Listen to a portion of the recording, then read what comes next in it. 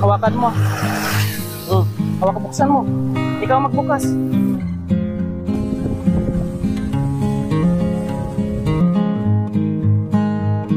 Mabuti ngayon at nadaanan natin si Vanessa. Meron po tayong ibibigay sa kanya na ito ay makatulong sa kanyang pag-aaral po mga kababayan. No? At salamat sa aking kaibigan na nagpaabot po dito ng cellphone kay Vanessa.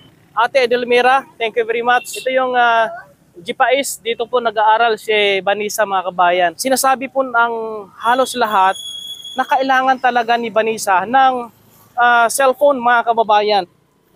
Ito, bigay namin ni Ate Edelmira para sa pag-aaral mo talaga. No? And then, after nito, yung kanyang bahay kubo, yun naman po uli, yung ate pong gagawin, hahanap kami ng lupa na pwedeng pagtayuan ng kanyang bahay po mga kababayan. Kaya ito, Vanessa, may napag-usapan kami na ihanap ka namin ng lupa sana. Hawakan mo. Ito mga kabayan, no? Simpleng kapamaaranan natin para mabigyan natin siya ng napakagandang cellphone. Okay, hawakan mo. Okay. Ito, ha? Dito tayo. Ito. Ha? Bebo, okay? Bibo yan, ha? And then, meron kang, may kasama pang kissing po mga kabayan, no? Salamat. Ito, meron siyang bagong, charger. And then, may kissing, no? May kissing siya ng kanyang cellphone. And then, ito mga kabayan. Oh, wow! Wow talaga, oh. Oh, tingnan mo muna. Tingnan mo yung bago mong cellphone. Marunong ka magamit. Kaya mong gumamit. O, try mo daw buksan. Sige. O, try mo. Sige. Malaking tulong to sa kanya, sa mga kabayan, no? Sa kanyang pag-aaral po. Buksan mo daw. Pinapabuksan natin sa kanya. Kasi sa mga estudyante na tulad po niyan, kailangan talaga ng cellphone. Sabi po ng ilan sa mga nakakita sa kanya, ito daw ho ay pumupunta lang sa computer shop o sa computeran para mag-research ng kanyang assignment. Pero ngayon okay ka na. Aralin mo muna. Salamat, no? Aplakpakan naman natin si Vanessa po mga kabayan. Check mo muna, check mo. At pwede natin lagyan ito. Akin na. Ito yung bagong kissing, okay? Para pag mahulog siya, hindi po masira.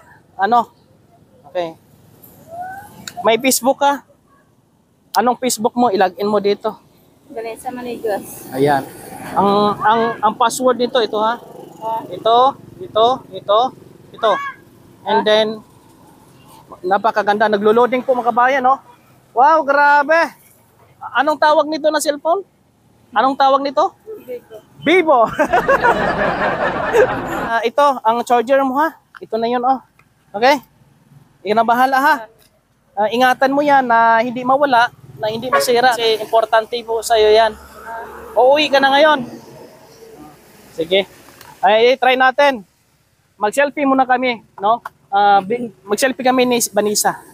Nabalik ka lang ganito na naligid ka? Oo, dito ka sa gilid para masama ka sa selfie. Ma? Try be?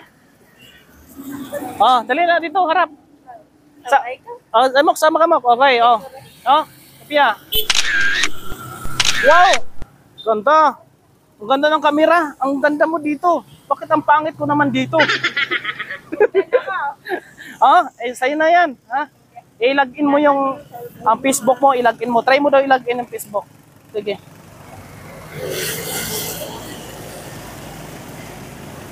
Para po ma-add niya ako at ma-follow din po niya ako mga kabayan. Kasi ito sa mga tulad po niya, napakahirap po hanapin. Inaabangan pa natin siya paglabas ng school. Kaya maganda ito na meron tayong communication sa kanya kung ano pa ang pwedeng maitulong natin. Baka in the future, meron pong magbigay po ng scholarship sa kanya hanggang sa kanyang pagkolehiyo kasi kailangan niya po talaga ng suporta. Ito yung bata na nagsulo sa buhay at ang ginawa niya, siya ay nag-iisa lamang sa isang barong-barong at ang ginagawa naman po niya kapag walang pasok ay nangunguha po siya ng baog, yung baong sandiyog.